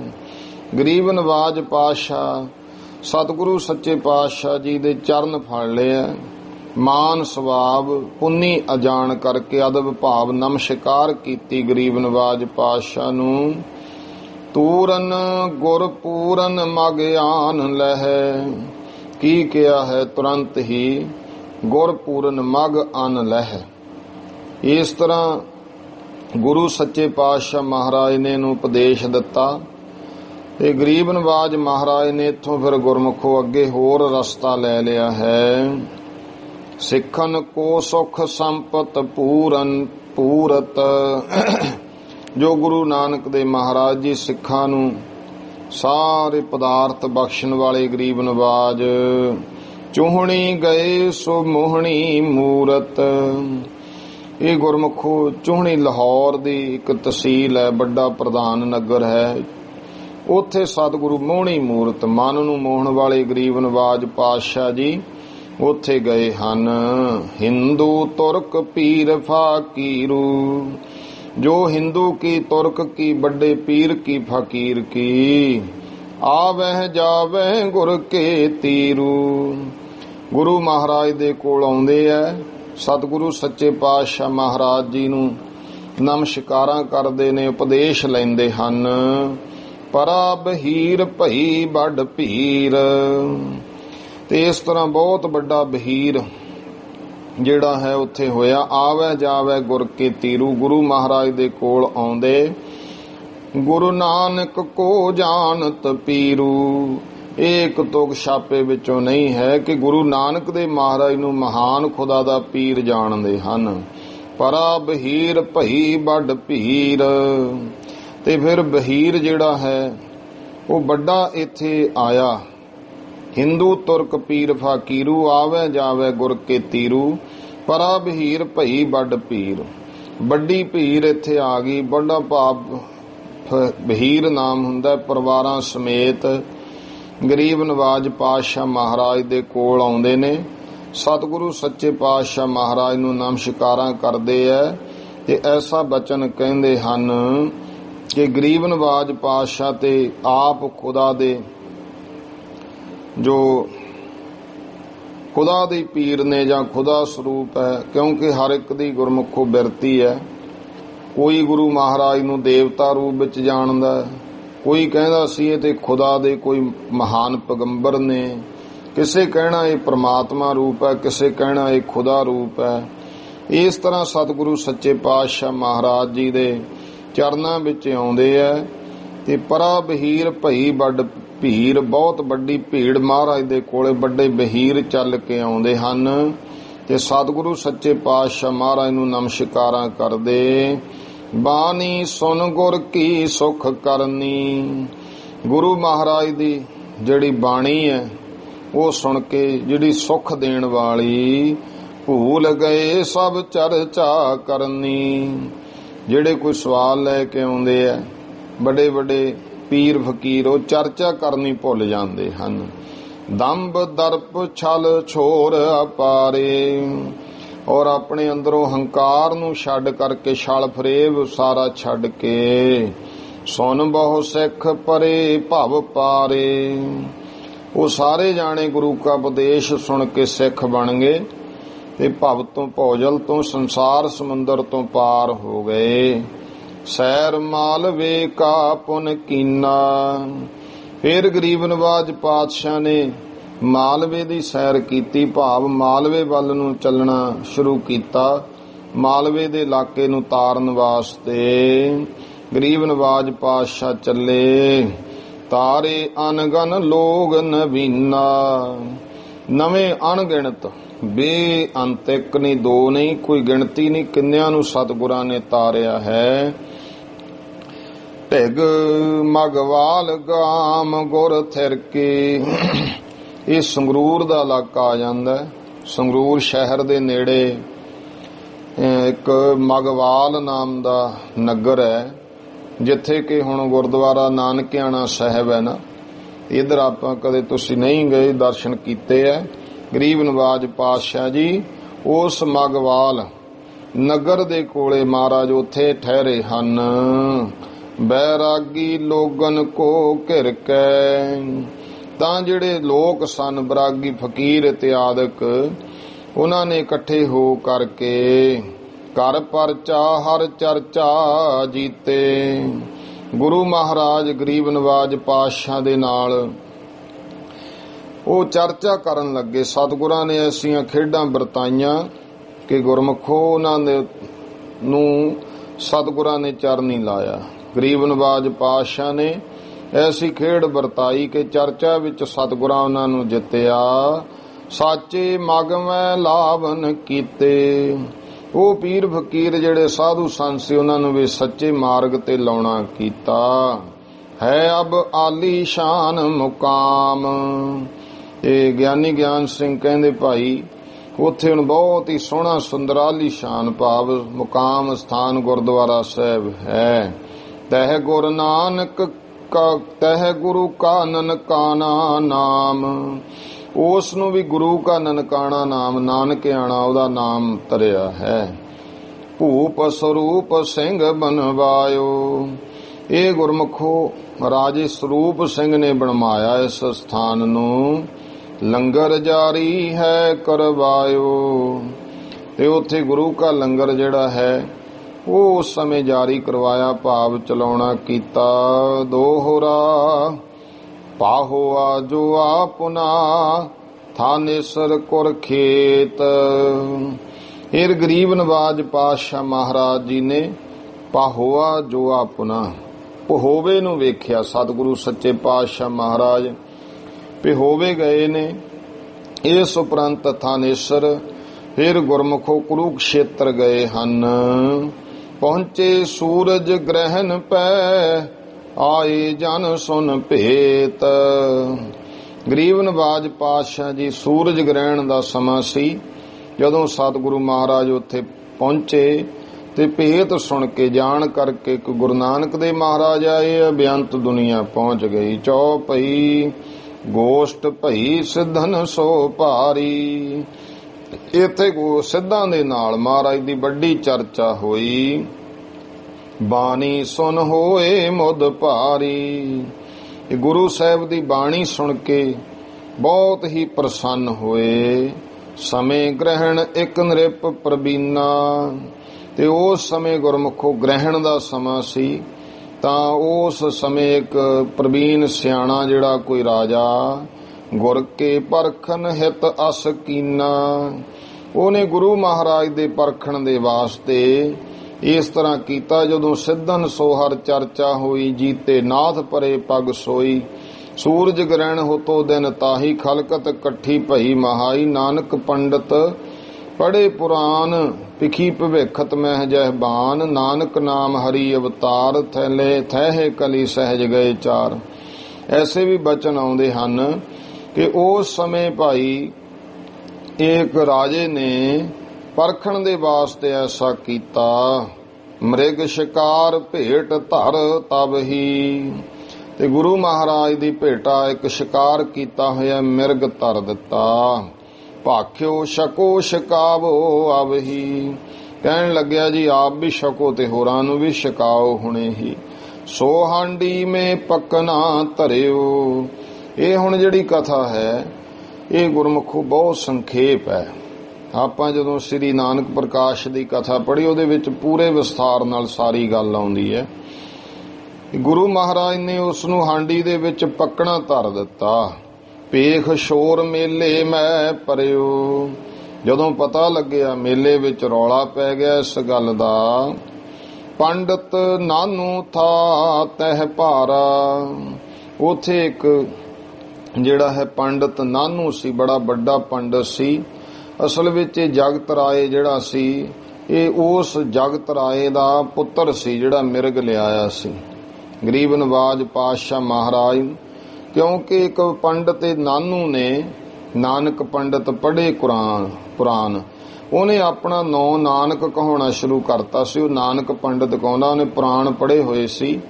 ਪਿਖੀ ਭਵਿੱਖਤ ਮੈਂ ਜਹ ਬਾਣ, ਉਹਨੇ ਭਵਿੱਖ ਬਾਣੀ ਗੁਰਮੁਖੋ ਇਸ ਤਰ੍ਹਾਂ ਵੇਖੀ ਹੋਈ ਸੀ। ਪੁਰਾਣਾਂ ਦੇ ਵਿੱਚ ਭਵਿੱਖਤ ਪੁਰਾਣ ਉਸਨੇ ਪੜ੍ਹਿਆ ਹੋਇਆ ਸੀ ਨਾਨੂ ਪੰਡਤ ਨੇ। ਤੇ ਉਸ ਨੂੰ ਇਉਂ ਪਤਾ ਸੀ ਕਿ ਇੱਕ ਕਲਯੁਗ ਦੇ ਵਿੱਚ ਜੋ ਹੈ ਨਾਨਕ ਨਾਮ ਦਾ ਕੋਈ ਅਵਤਾਰ ਆਵੇਗਾ ਤੇ ਉਹ ਦੁਨੀਆ ਨੂੰ ਤਾਰੇਗਾ, ਉਹਦੀ ਬੜੀ ਮਹਿਮਾ ਹੋਵੇਗੀ। ਇਸ ਨਾਨੂ ਪੰਡਤ ਨੇ ਆਪਣਾ ਨਾਮ ਨਾਨਕ ਰਖਾ ਲਿਆ। ਨਾਨਕ ਨਾਮ ਹਰੀ ਅਵਤਾਰ। ਉਹਨੇ ਨਾਨਕ ਨਾਮ, ਇਹ ਕਿ ਹਰੀ ਪਰਮਾਤਮਾ ਨਾਨਕ ਨਾਮ ਧਾਰ ਕੇ ਸੰਸਾਰ ਤੇ ਆਏਗਾ। ਥਹਿਲੇ ਕਲੀ ਸਹਿਸ ਗਏ ਚਾਰ। ਸਮਾਂ ਇੰਨਾ ਕਿ ਜਦੋਂ ਬੀਚ ਕਲਯੁਗ ਦਾ ਜਿਹੜਾ ਸਹਿਸ ਗਏ 4000 ਸਾਲ, ਜਦੋਂ ਜਾਂ ਸਹਿਸ ਗਏ 4 ਕਲਯੁਗ ਦਾ ਸਮਾਂ, ਇਹ ਟਾਈਮ ਲਿਖਿਆ ਗ੍ਰੰਥਾਂ ਵਿੱਚ, ਇੰਨਾ ਸਮਾਂ ਬੀਤ ਜਾਵੇਗਾ। ਇਹੋ ਵਿਚਾਰ ਓਨ ਨਿਜ ਤਾਈ। ਇਹ ਵਿਚਾਰ ਉਸ ਦੇ ਤਾਈ ਆਇਆ, ਮਨ ਦੇ ਵਿੱਚ ਇਹ ਆ ਗਈ ਨਾਨੂ ਪੰਡਤ ਦੇ, ਕਿ ਮਨ ਵਿੱਚ ਇਹ ਭਾਵਨਾ ਆ ਗਈ, ਕਰਿਓ ਪ੍ਰਗਟ ਅਵਤਾਰ ਤਦਾਈ। ਤੇ ਉਸਨੇ ਆਪਣੇ ਆਪ ਨੂੰ ਕਹਿਤਾ, ਮੈਂ ਉਹ ਜੋ ਭਵਿੱਖਤ ਪੁਰਾਣ ਵਿੱਚ ਆਉਣਾ ਹੈ ਨਾ ਜਿਹੜਾ ਨਾਨਕ, ਉਹ ਮੈਂ ਆਪਣੇ ਆਪ ਨੂੰ ਅਵਤਾਰ ਪ੍ਰਗਟ ਕੀਤਾ। ਤਾਂ ਕਾ ਮਾਨ ਮਰਦਾਨੇ ਹਿਤੈ। ਉਹਦੇ ਮਾਣ ਨੂੰ ਮਰਦਨ ਵਾਸਤੇ, ਖਤਮ ਕਰਨ ਦੇ ਵਾਸਤੇ। ਭਇਓ ਕੁਦਰਤੀ ਇਹੋ ਸੰਕੇਤ ਹੈ, ਕਿ ਇਹ ਜਿਹੜਾ ਕੁਦਰਤੀ ਸੰਕੇਤ ਹੋਇਆ ਜਦੋਂ ਜਿਹੜਾ ਮਿਰਗ ਵਾਲਾ ਸੀ। ਜਗਤ ਰਾਏ ਨ੍ਰਿਪ ਸੁਤ ਮਿਰਗ ਲਿਆਇਓ। ਜਗਤ ਰਾਏ ਰਾਜੇ ਦਾ ਪੁੱਤਰ ਸੀ, ਇਹਦੀ ਮੌਤ ਹੋ ਗਈ, ਆਪਣੀ ਮਾਤਾ ਨਾਲ ਆਇਆ ਸੀ। ਇਹਨੂੰ ਆਲੇ ਦੁਆਲੇ ਦੇ ਸਾਰੇ ਤੰਗ ਕਰਦੇ ਹੁੰਦੇ ਸੀ। ਕਿਹਾ ਚੱਲ ਪੁੱਤਰ ਫਕੀਰਾਂ ਕੋਲੇ, ਮਨ ਵਿੱਚ ਹੋਇਆ ਰਾਜੇ ਪੁੱਤਰ ਸ਼ਿਕਾਰ ਖੇਡਦਾ ਸੀ, ਭੇਟਾ ਕੀ ਲੈ ਕੇ ਜੇ ਮਿਰਗ ਮਾਰਿਆ ਸੀ, ਚਲੋ ਇਹੀ ਭੇਟਾ ਕਰ ਦਿੰਨੇ ਆ। ਉਹ ਉਸ ਸਮੇਂ ਲਿਆਇਆ ਸੀ। ਪਰਖਨ ਹਿਤ ਗੁਰ ਕੋ ਅਰ ਪਾਇਓ। ਉਹਨੇ ਫਿਰ ਦੇਖਿਆ ਕੋਈ ਇਹਦੇ ਗੁਰੂ ਨਾਨਕ ਸਾਹਿਬ ਕੋਲੇ ਬੜਾ ਇਕੱਠ ਹੈ, ਤਾਂ ਮਨ ਵਿੱਚ ਹੋਇਆ ਪਰਖੀਏ ਕਿ ਸੱਚੇ ਹਨ ਕਿ ਝੂਠੇ ਹੀ ਹਨ। ਉਸ ਸਮੇਂ ਸੋ ਗੁਰੂ ਕਹਿਓ ਰੀਦੋ ਇਸ ਤਾਈ। ਮਹਾਰਾਜ ਨੂੰ ਕਹਿਣ ਲੱਗਿਆ, ਲਓ ਜੀ ਇਹਨੂੰ ਰਿੰਨ ਲਵੋ। ਲਾਇਓ ਤੜਕਾ ਉਹਨੇ ਜਦਾਈ। ਜਦੋਂ ਉਸ ਸਮੇਂ ਹਾਂਡੀ ਵਰਤਾ ਧਰ ਦਿੱਤਾ, ਤੜਕਾ ਲਾ ਦਿੱਤਾ। ਪਿੱਖ ਸੁਣ ਨਾਨੂ ਸ਼ੋਰ ਮਚਾਇਓ। ਇਹ ਵੇਖ ਕਰਕੇ ਜਿਹੜਾ ਨਾਨੂ ਸੀ ਉਹਨੇ ਸ਼ੋਰ ਮਚਾਇਆ ਹੈ। ਇੱਥੇ ਕਿਹਾ ਪੰਡਤ ਨਾਨੂ ਥਾ ਤਹਿ ਭਾਰਾ, ਸੋ ਕਹਿਲਾਵਤ ਹਰ ਅਵਤਾਰਾ। ਪੰਡਤ ਨਾਨੂ ਜਿਹੜਾ ਆਪਣੇ ਆਪ ਨੂੰ ਨਾਨਕ ਕਹਾਉਂਦਾ, ਪੰਡਤਾਂ ਦਾ ਮੁਖੀ ਪੰਡਤ ਸੀ, ਉਹ ਆਪਣੇ ਆਪ ਨੂੰ ਅਵਤਾਰ ਕਹਾਉਂਦਾ ਸੀ। ਲੈ ਨਿਜ ਸੰਗ ਭੀਰ ਬਹੁ ਆਇਓ। ਉਹ ਆਪਣੇ ਨਾਲ ਬੜੇ ਪੰਡਤਾਂ ਵਿਦਵਾਨਾਂ ਦਾ ਇਕੱਠ ਕਰਕੇ ਹੋਰ ਲੋਕਾਂ ਦੀ ਭੀੜ ਨਾਲ ਲੈ ਕੇ ਆਇਆ ਗੁਰੂ ਸਾਹਿਬ ਦੇ ਨਾਲ। ਬਾਦੈ ਬਾਦ ਵਿਵਾਦ ਵਢਾਇਓ। ਬਾਦੈ ਬਾਦ, ਬਿਨਾਂ ਕਿਸੇ ਮਤਲਬ ਤੋਂ ਗੁਰੂ ਮਹਾਰਾਜ ਜੀ ਦੇ ਨਾਲ ਗੁਰ ਢਿੱਗ ਚਰਚਾ ਕਰਨੇ ਆਇਓ। ਉਹ ਗੁਰੂ ਮਹਾਰਾਜ ਨਾਲ ਵਿਵਾਦ ਝਗੜਾ ਕਰਨ ਵਾਸਤੇ ਬੇਅਰਥ ਦਾ ਝਗੜਾ ਵਧਾ ਲਿਆ। ਹਿੰਦੂ ਕੌਣ ਅਹੇ ਜਗ ਮਾਹੀ। ਕਹਿਣ ਲੱਗਿਆ, ਦੱਸੋ ਤੁਸੀਂ ਹਿੰਦੂ ਹੋ, ਕੌਣ ਹੋ ਇਸ ਜਗਤ ਦੇ ਵਿੱਚ? ਭਲਾ ਹੁਣ ਦੱਸੋ, ਜਿਹੜਾ ਗ੍ਰਹਿਣ ਦਾ ਸਮਾਂ ਹੋਵੇ, ਸੂਰਜ ਗ੍ਰਹਿਣ ਦਾ, ਐਸਾ ਕਿਹੜਾ ਹਿੰਦੂ ਹੈ ਜਗਤ ਦੇ ਵਿੱਚ? ਮਾਸ ਪਕਾਏ ਗ੍ਰਹਿਣ ਮੈਂ ਖਾਹੀ। ਜਿਹੜਾ ਮਾਸ ਪਕਾਵੇ ਤੇ ਖਾਵੇ ਛਕੇ ਗ੍ਰਹਿਣ ਦੇ ਵਿੱਚ, ਐਸਾ ਕੌਣ ਹਿੰਦੂ ਹੋ ਸਕਦਾ ਹੈ? ਆਪ ਅਚਾਰੈ ਆਰੈ ਅਹੇ। ਤੇ ਤੁਸੀਂ ਤਾਂ ਦੇਖਣ ਨੂੰ ਜਿਹੜੇ ਉਹ ਜਗਤ ਦੇ ਵਿੱਚ ਧਰਮ ਦੇ ਆਗੂ, ਸ੍ਰੇਸ਼ਟ ਆਚਾਰੀਆ, ਉਪਦੇਸ਼ਕ ਦਿਸਦੇ ਹੋ। कहो फिर मास क्यों फिर मास पकावन बहे।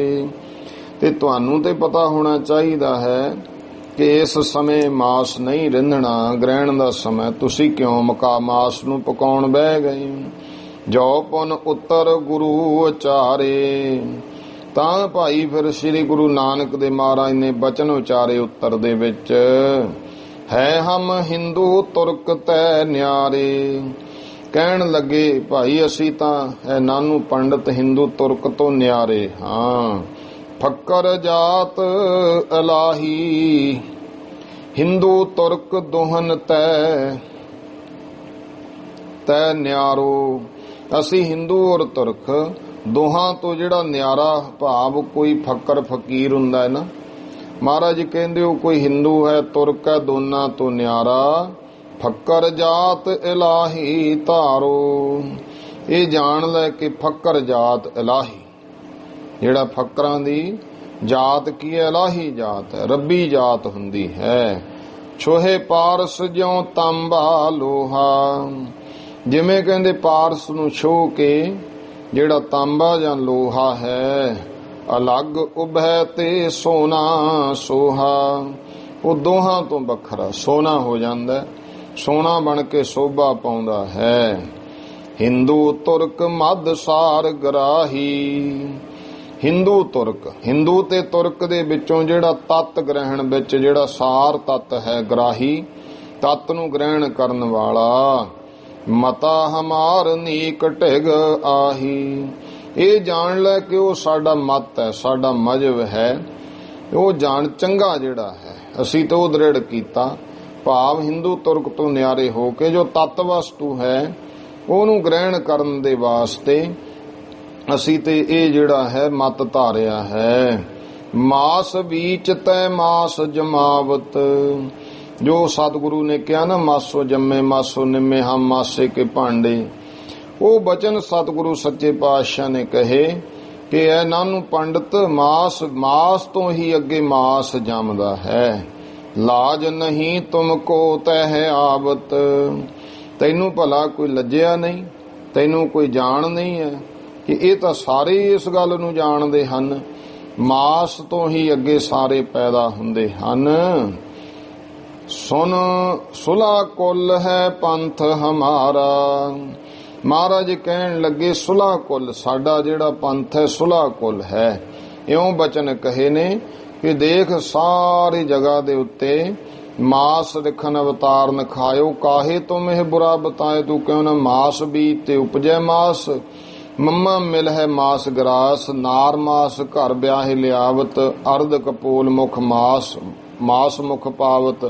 ਮਾਸੋ ਨਿੰਮੇ ਮਾਸੋ ਜੰਮੇ, ਸੂਝਤ ਗਿਆਨ ਨਹੀਂ ਤੋਹਿ ਪੰਮੇ। ਪੰਮੇ ਭਾਵ ਹੈ ਪੰਡਤ। ਜੋ ਮਹਾਰਾਜ ਦੇ ਬਚਨ ਹਨ ਮਲਹਾਰ ਕੀ ਵਾਰ ਦੇ, ਮਲਹਾਰ ਦੀ ਵਾਰ ਦੇ ਵਿੱਚ ਨੇ। ਸਤਿਗੁਰਾਂ ਕਿਹਾ ਮਾਸੋ ਜੰਮੇ ਮਾਸੋ ਨਿੰਮੇ ਮਾਸੋ ਜੰਮੇ ਹਮ ਮਾਸੇ ਕੇ ਭਾਂਡੇ। ਗਿਆਨ ਧਿਆਨ ਕਿਛ ਸੂਝੈ ਨਾਹੀ, ਚਤੁਰ ਕਹਾਵੈ ਪਾਂਡੇ। ਤੈਨੂੰ ਇਸ ਗੱਲ ਦਾ ਕੋਈ ਭੇਦ ਨਹੀਂ ਹੈ, ਤੂੰ ਆਪਣੇ ਆਪ ਨੂੰ ਚਲਾਕ ਹੋਣਾ, ਵਿਦਵਾਨ ਹੋਣਾ, ਪਰ ਤੈਨੂੰ ਇਹ ਪਤਾ ਹੈ ਸਾਡਾ ਜਿਹੜਾ ਪੰਥ ਹੈ ਸੁਲਾ ਕੁਲ, ਸਾਰਿਆਂ ਨਾਲ ਮਿਲਵਰਤਨ ਰੱਖ, ਸਾਰਿਆਂ ਦਾ ਮਿੱਤਰ ਪਿਆਰਾ ਸਾਡਾ ਮਾਰਗ ਹੈ। ਨਹੀਂ ਸ਼ਰਾ ਕਾ ਬੰਧਨ ਭਾਰਾ। ਸਾਡੇ ਕੋਈ ਸ਼ਰਾ ਦੇ ਬੰਧਨ, ਕਰਮ ਕਾਂਡ ਦੇ ਵੱਡੇ ਬੰਧਨ ਨਹੀਂ ਹਨ ਇਸ ਦੇ ਵਿੱਚ। ਅਰ ਪੁਨ ਮਾਸ ਖਾਵਨਾ ਜੋ ਹੈ। ਕਿਆ ਫਿਰ ਵੀ ਜਿਹੜਾ ਮਾਸ ਖਾਣਾ ਹੈ ਜੋ ਨਹੀਂ ਬੁਰਾ ਕਾਹੂ ਵਿਦ ਸੋ ਹੈ। ਕਿਉਂਕਿ ਸਮਝਾਉਣ ਵਾਸਤੇ ਆ। ਦੇਖੋ ਗੁਰਮੁਖੋ, ਮਹਾਰਾਜ ਨੇ ਤੇ ਖੇਡ ਰਚਾਈ ਹੈ ਸਾਰੀ। ਕਹਿਣ ਲੱਗੇ ਭਾਈ ਇਹ ਤੇ ਕੋਈ ਬੁਰਾ ਨਹੀਂ ਹੈ ਕਿਸੇ ਵਿਧੀ ਤਹਿਤ। ਵੇਦ ਵਿਰੁੱਧ ਮਾਸ ਜੋ ਹੋਈ। ਕਿਹੜਾ ਜਿਹੜਾ ਮਾਸ ਹੈ ਵੇਦ ਵਿਰੁੱਧ। ਗਰੀਬ ਨਵਾਜ ਪਾਤਸ਼ਾਹ ਕਹਿੰਦੇ ਭਲਾ ਇੱਥੇ ਕੋਈ ਹੈ ਐਸਾ। ਵੇਦ ਵਿਰੁੱਧ ਮਾਸ ਜੋ ਹੋਈ। ਵੇਦ ਗਿਆਨ ਇਤਿਆਦਿਕ ਜੋ ਇਹ ਦਾਰਾ ਦੱਸਦੇ ਨੇ, ਵਿਰੁੱਧ ਤੋਂ ਭਾਵ ਹੁੰਦਾ ਇਹ ਜਾਣ ਲੈਣਾ। ਇੱਕ ਤਾਂ ਹੁੰਦਾ ਵਿਰੋਧ, ਵਿਰੁੱਧ ਦਾ ਇੱਥੇ ਧਾ ਜਿਹੜਾ ਲਿਖਿਆ ਹੈ। ਗਰੀਬ ਨਵਾਜ ਪਾਤਸ਼ਾਹ ਕਹਿਣ ਲੱਗੇ ਜੋ ਗਿਆਨ ਤੋਂ ਹੀਣਾ ਜਿਹੜਾ ਮਾਸ ਹੈ, ਜਗਨ ਬੀਚ ਪਰੈ ਕਿਉਂ ਸੋਈ।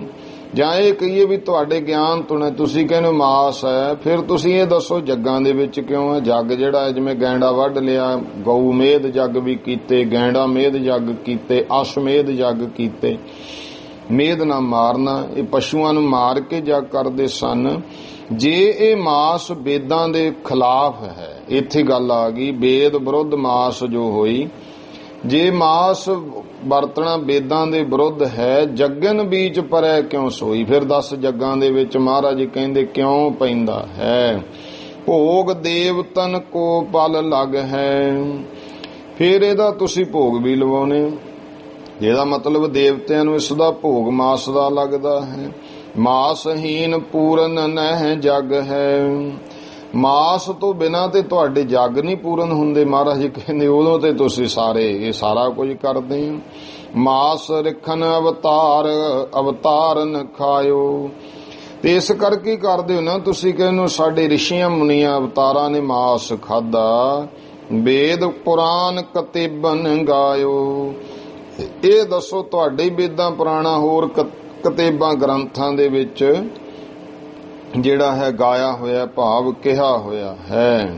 ਭਗ ਅਰ ਲਿੰਗ ਮਾਸ ਕੇ ਦੋਈ, ਇਸਤਰੀ ਔਰ ਪੁਰਸ਼ ਜਿਹੜੇ ਹਨ ਮਹਾਰਾਜ ਕਹਿੰਦੇ ਦੋਵੇਂ ਮਾਸ ਦੇ ਹਨ। ਪੈਦਾ ਸ੍ਰਿਸ਼ਟ ਜਿਨੋਂ ਤੈ ਹੋਈ, ਤੇ ਉਥੋਂ ਹੀ ਅੱਗੇ ਸ੍ਰਿਸ਼ਟੀ ਹੋਰ ਬਾਲਕ ਬੱਚੇ ਪੈਦਾ ਹੋ ਜਾਂਦੇ ਹਨ।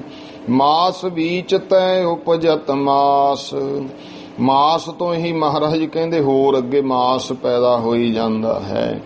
ਮੰਮਾ ਮਿਲ ਹੈ ਮਾਸ ਗਰਾਸ, ਅੱਗੇ ਭਾਈ ਮਾਸ ਦੀ ਹੀ ਗਰਾਈਆਂ, ਮਾਸ ਨੂੰ ਹੀ ਇਹ ਜਿਹੜਾ ਹੈ ਮਾਸ ਰੂਪੀ ਇਹਨੂੰ ਬੁਰਕੀਆਂ ਮਿਲਦੀਆਂ ਨੇ। ਨਾਰ ਵਿਆਹੇ ਮਾਸ ਲੈ ਆਵੇ, ਫਿਰ ਵਿਆਹ ਕਰਕੇ ਵੀ ਘਰੇ ਮਾਸ ਹੀ ਲੈ ਕੇ ਆਉਂਦਾ ਹੈ। ਅਰਧ ਅਧਰ ਕਪੋਲ ਮਾਸ ਮੋਹਿ ਪਾਵੇ, ਫਿਰ ਦੇਖੋ ਬੁੱਲ ਗੱਲਾਂ ਮੂੰਹ ਸਾਰਾ ਮਾਸ ਦਾ ਹੀ ਹੈ। ਮਾਸੋ ਨਿੰਮੇ ਮਾਸੋ ਜੰਮੇ, ਮਾਸ ਤੋਂ ਹੀ ਨਿੰਮਿਆ ਤੇ ਮਾਸ ਹੀ ਅੱਗੇ ਜੰਮਿਆ। ਸੂਜਤ ਗਿਆਨ ਨਾ ਤੁਮੈ ਨਿਕੰਮੇ, ਐ ਨਿਕੰਮੇ ਪੰਡਤ ਤੈਨੂੰ ਇਸ ਗੱਲ ਦਾ ਗਿਆਨ ਨਹੀਂ, ਤੈਨੂੰ ਕੋਈ ਸੋਝੀ ਨਹੀਂ। ਮਾਸ ਬਿਨਾ ਸਮ ਘਾਸ ਰਸੋਈ, ਮਾਸ ਤੋਂ ਬਿਨਾ ਤਾਂ ਰਸੋਈ ਘਾਹ ਵਰਗੀ ਹੈ। ਜਹ ਵੀ ਬਹੁਤ ਸਿਆਨਨ ਗੋਈ, ਇਹ ਵੀ ਤੇ ਬਹੁਤ ਸਿਆਣਿਆਂ ਨੇ ਕਹੀ ਹੈ। ਅਰ ਪੁਨ ਰਵ ਪਰ ਬੀਚ ਆਕਾਸ਼, ਫਿਰ ਦੇਖ ਲਾ ਪੁਨ ਰਵ ਪਰ ਉੱਪਰ ਸੂਰਜ ਉੱਪਰ ਜੋ ਆਕਾਸ਼ ਹੈ। ਕੇਤੂ ਕੀ ਛਾਇਆ ਕਾ ਭਾਸ, ਉੱਥੇ ਗ੍ਰਹਿ ਦਾ ਨਾਮ ਛਾਂ ਦਾ ਜਿਹੜਾ ਕਹਿ ਲੋ ਪ੍ਰਭਾਵਾ ਹੈ, ਉਹ ਵੀ ਤਾਂ ਇਸ ਤਰ੍ਹਾਂ ਕਿ ਰਾਹੂ ਕੇਤੂ ਗ੍ਰਹਿ ਹੈ, ਉਹਨੂੰ ਪ੍ਰਭਾਵ ਛਾਇਆ ਜਿਹੜਾ ਭਾਸਦਾ ਹੈ। ਹਮਕੋ ਨ ਲਾਭ ਹਾਨ ਕੁਛ, ਮਹਾਰਾਜ ਕਹਿੰਦੇ ਭਾਈ ਸਾਨੂੰ ਤੇ ਕੋਈ ਲਾਭ ਹਾਨ ਨਹੀਂ, ਸਾਨੂੰ ਤੇ ਇਹਦਾ ਕੋਈ ਨੁਕਸਾਨ ਨਹੀਂ, ਕੋਈ ਲਾਭ ਨਹੀਂ ਹੈ ਇਹੋ ਜਿਹੇ ਗ੍ਰਹਿਣਾਂ ਦਾ। ਭੇਡ ਚਾਲ ਜਗ ਕੀ ਜੈ ਸਭ ਤੁਛ, ਇਹ ਤਾਂ ਐਵੇਂ ਜਗਤ ਦੀਆਂ ਭੇਡਾਂ ਚਾਲਾਂ ਤੁਸੀਂ ਬਣਾਈਆਂ ਹੋਈਆਂ, ਤੁਛ ਗੱਲਾਂ ਹਨ। ਜੇਤੋ ਚਿਰ ਰਹਿਨੋ ਸੋ ਰੱਖ ਹੈ, ਜਿੰਨਾ ਚਿਰ ਰਹਿਣਾ ਉਹਨਾਂ ਸਮਾਂ ਸੋ ਰੱਖ ਹੈ। ਜਾਦੇ ਕੰਮ ਨਹਿ ਕੋ ਕਰ ਸਕ ਹੈ, ਇਸ ਕਰਕੇ ਉਹ ਤੋਂ ਬਾਹਰ ਤਾਂ ਕੋਈ ਕੰਮ ਨਹੀਂ ਕਰ ਸਕਦਾ।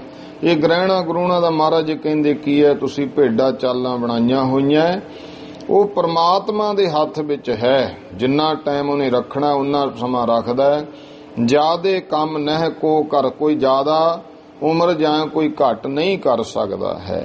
ਚਾਹੋ ਲੱਖ ਕਰੋੜ ਲੁਟਾਵੇ, ਭਾਵੇਂ ਲੱਖਾਂ ਕਰੋੜਾਂ ਧਨ ਵੀ ਕਿਉਂ ਨਾ ਲੁਟਾ ਦੇਵੇ। ਏਕ ਛਦਾਮ ਨਾ ਦੇਵੇ ਭਾਵੇ, ਏਕ ਛਦਾਮ 6 ਦਾਮ, ਦਾਮ ਪੁਰਾਣੇ ਸਮੇਂ ਦਾ ਸਿੱਕਾ ਹੈ, ਰੁਪਈਏ ਦਾ 50ਵਾਂ ਹਿੱਸਾ ਹੁੰਦਾ ਸੀ, ਭਾਵ 2 ਨਵੇਂ ਪੈਸੇ, ਤੇ ਫਿਰ 6 ਦਾਮ ਕਹੀਏ 12 ਪੈਸੇ। ਏਕ ਛਦਾਮ ਨਾ ਦੇਵੇ ਭਾਵੇ, ਭਾਵੇਂ ਕਹਿੰਦੇ ਚਾਹੇ ਤੇ ਲੱਖਾਂ ਕਰੋੜਾਂ ਲੁਟਾ ਦੇ, ਭਾਵੇਂ 6 ਦਾਮ ਵੀ ਨਾ ਦੇਵੇ, ਇਹ ਤੇ ਉਹਦੇ ਹੱਥ ਵਿੱਚ ਹੈ, ਉਹ ਪਰਮਾਤਮਾ ਦੇ ਹੱਥ ਹੈ ਕਿ ਉਹਨੇ ਸਵਾਸ ਕਿੰਨੇ ਦੇਣੇ।